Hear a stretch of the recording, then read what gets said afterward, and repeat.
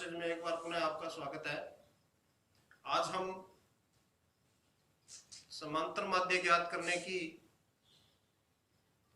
पद विचलन विधि का अध्ययन करेंगे, यानी पद विचलन विधि से समांतर माध्य ज्ञात करना सीखेंगे। हमने पहले दो विधियां प्रत्यक्ष विधि और कल्पित माध्य विधि से समांतर माध्य ज्ञात करना सीखा था।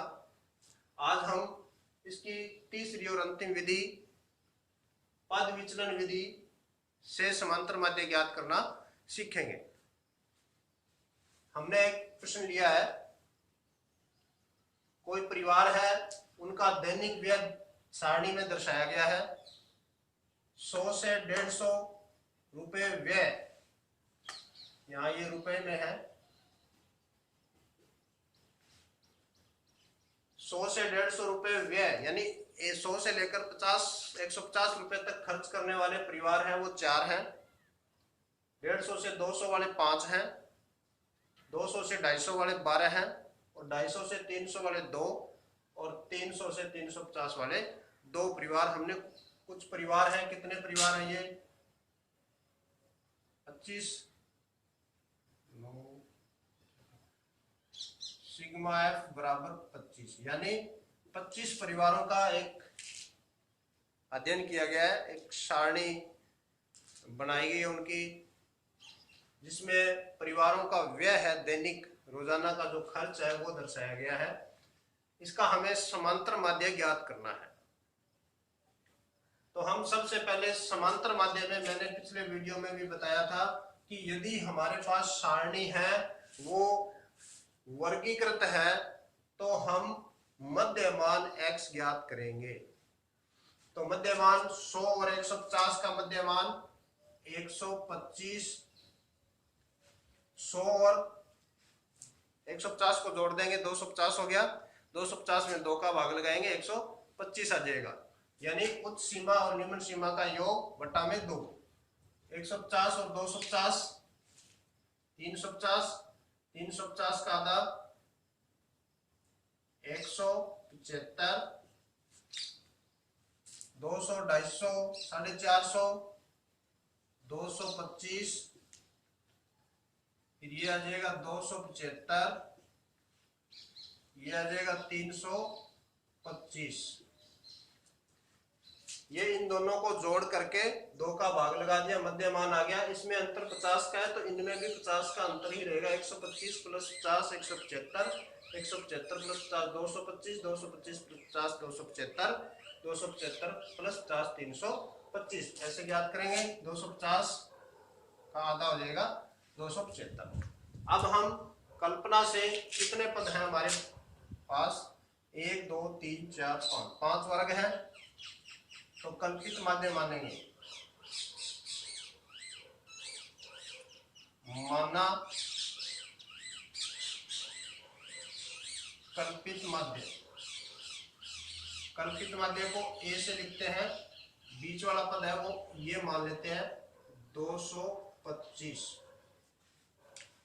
इसको हम कल्पित माध्य मान लेते हैं कि ये है। अब हम यहां तक डी तक वही प्रक्रिया करेंगे जो हम इस विधि में, कल्पित माध्य विधि में हमने की थी। तो डी कैसे ज्ञात करते हैं? x में से a घटा देंगे। x हमारे पास ये है, 125 में से 225 घटा देंगे, ये आ जाएगा माइनस का 100। 125 में से 225 घटाएंगे तो 225 बड़ा है, माइनस का आएगा। फिर ऐसे ही 175 में से 225 घटा देंगे, ये आ जाएगा माइनस का 50। और 225 में से 225 घटा देंगे, ये आ जाएगा 0। 275 में से 225 घटा देंगे, ये प्लस का 50 आ जाएगा। और 325 में से 225 घटा देंगे, ये प्लस का 100 आ जाएगा।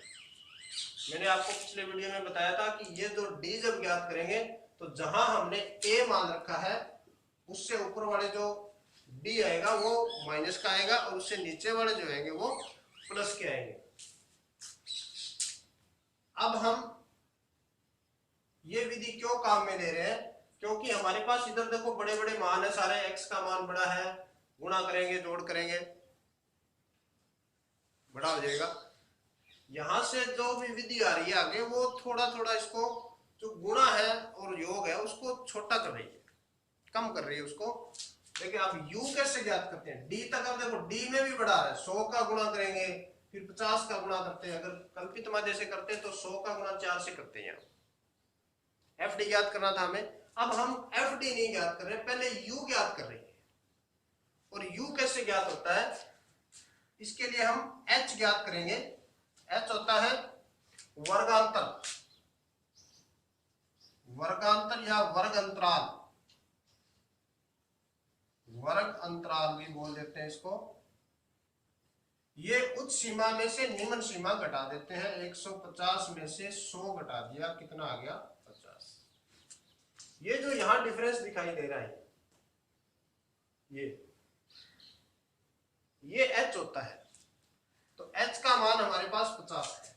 तो अब हम क्या करेंगे, d जो हमने ज्ञात किया था उसमें h का भाग लगा देंगे। d हमारे पास, यहां देखो इस वर्ग में माइनस का 100 है, 100 में 50 का भाग लगाएंगे माइनस का 2 आ जाएगा, 50 में 50 का भाग लगाएंगे माइनस का 1 आ जाएगा, ये 0 आ जाएगा, 50 में 50 का भाग लगाएंगे 1 आ जाएगा, यहाँ 2 आ जाएगा। देखो कितना छोटा मान हो गया, इधर 100 था माइनस 2 हो गया। यह क्या है, u का h का भाग लगा दिया d में, u ज्ञात करने के लिए d में h का भाग लगा देते हैं। तो h है वर्ग अंतराल, वर्ग अंतराल का भाग लगाएंगे तो ये पोजीशन आएगी सभी सवालों में, अगर वर्ग अंतराल सभी में समान है तो। अगर कई बार इसमें वर्ग अंतराल अलग अलग होते हैं, यहाँ 50 का आ गया, यहाँ 100 का आ गया, यहाँ 50 का, यहाँ 25 का, तब ये ऐसे नहीं आता, तब ये अलग आएगा। ज्यादातर प्रश्नों में यही होता है कि वर्ग अंतराल समान होता है, समान के लिए h का भाग लगा दिया। अब हम क्या करेंगे, fu, वहां हमने एफ डी का गुणा किया था, एफ और डी का गुणा किया था, इसमें एफ और यू का गुणा करेंगे, एक कॉलम बढ़ गया यू वाला। लेकिन यहां देखो संख्या कितनी छोटी हो गई है। अब 4 का गुणा करना है -2 से, तो ये आ जाएगा माइनस का 8। 5 का गुणा करना है -1 से -5, ये 0। 2 का गुणा 1 से 1, 2 का 2 से 4, 2 का गुणा 1 से 2 होता है, 1 नहीं होता 2।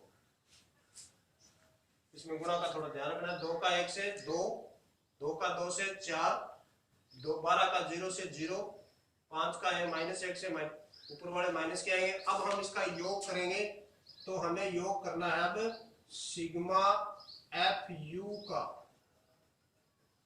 ये इधर वालों का योग नहीं करना है, अब हमें एफ यू चाहिए।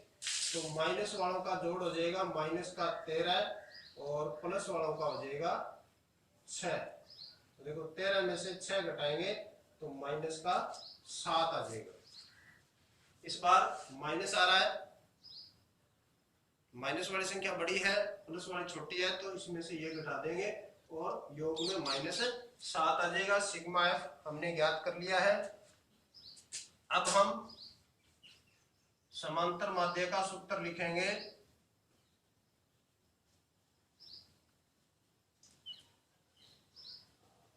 a plus sigma F you बटा सिग्मा एफ गुणा h।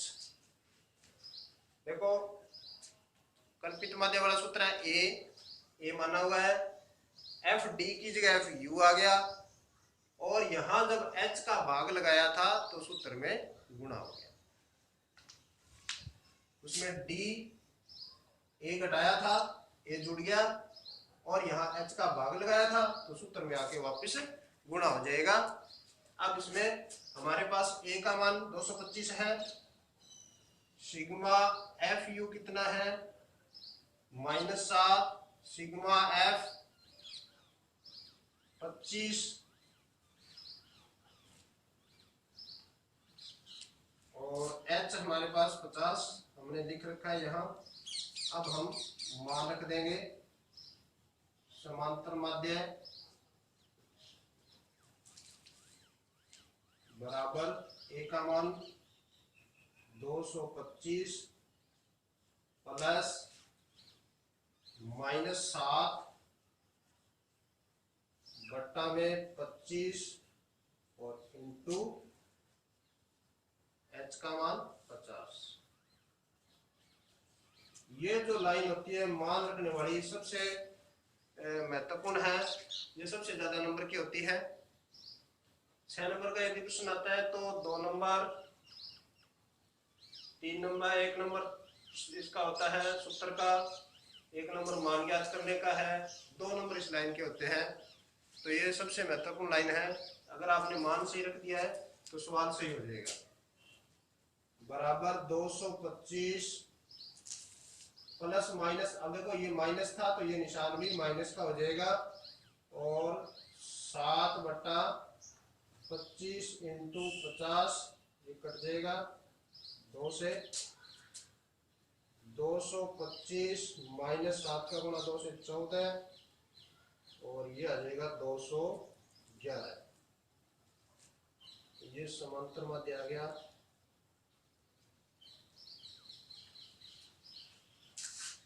अगर यहाँ प्लस होता है तो इसमें जुड़ जाएगा, ये माइनस आ गया तो ये यहाँ घट जाएगा।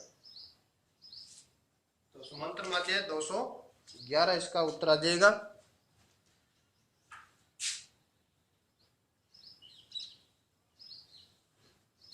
अब आप सोचते होंगे कि ये विधि इस विधि से करें तो क्या उत्तर लगाएगा। विधि आप कोई भी लगा लेना, उत्तर 211 ही आएगा। आप चाहे कल्पित माध्य से करोगे तो भी यही उत्तर आएगा, अगर आप प्रत्यक्ष विधि से करोगे तो भी उत्तर यही आना है। अब मैं इस विधि को थोड़ा सा एक बार पुनः दोहरा देता हूं। पद विचलन विधि इसका नाम है। ये हमारे पास एक सवाल है। सबसे पहले हम मध्य मान ज्ञात करते हैं। मध्य मान निम्न सीमा वर्ग की और उच्च सीमा को जोड़ करके और उसका 2 का भाग लगा देते हैं। यानी मध्य का मतलब इन दोनों के बीच में क्या है, 100 और 150 के बीच में 125 एकदम सेंटर वाला मान लिया जाता है। 150 ये 175 आ गया। ये इस प्रकार से हम मध्य मान इसका ज्ञात कर लेंगे। उसके बाद में हम कल्पित माध्यम मानेंगे कि हमने बीच वाला जो मान है उसको कल्पित माध्य मान लिया है। 225 हमने माना कि कल्पित माध्य हमारा 225 है। प्रश्न में कई बार दिया हुआ होता है कि कल्पित माध्य आपको ये दे दे कि आप कल्पित माध्य 125 मानकर, तब आपको कल्पित माध्य 125 ही मानना है। अगर प्रश्न में दिया हुआ नहीं है तो आप अपनी मर्जी से जो आपको सुविधा अनुसार सुविधा में लगे वो आप मान सकते हो। मैंने 225 बीच वाला मान 2 ऊपर छोड़ दिया, 2 नीचे, 225 मान लिया। अब हम d ज्ञात कर लेंगे। d होता है x माइनस ए, यानी x में से जो हमने कल्पित माध्य है वो घटा देंगे। 125 में से 225 माइनस का 100 आ गया, ये माइनस का 50 आ जाएगा, ये 0 आ जाएगा, ये 50 आ जाएगा। इससे ऊपर वाले मान माइनस के आएंगे, इससे नीचे वाले मान प्लस के आएंगे। अब हम इसमें नया जो जुड़ा है एक कॉलम u का, u कैसे ज्ञात करेंगे। u d में h का भाग लगा देंगे। h क्या होता है, वर्ग अंतराल। इनके अंतर जो अंतर है 100 से 150 के बीच में कितने का अंतर है, 50 का अंतर है, तो h आ जाएगा 50। 50 का हम भाग लगा देंगे। -100 में 50 का भाग लगाए -2, फिर ये -1, ये 0, फिर 1 2, ये ऊपर नीचे एक जैसे समान आते हैं। फर्क इसमें इतना ही होता है कि ये निशान ऊपर वाले माइनस के होते हैं, नीचे वाले प्लस के होते हैं। फिर हम एफ यू ज्ञात कर लेंगे। एफ और यू का गुणा कर देंगे, यहां इसका इसके साथ में गुणा हो जाएगा।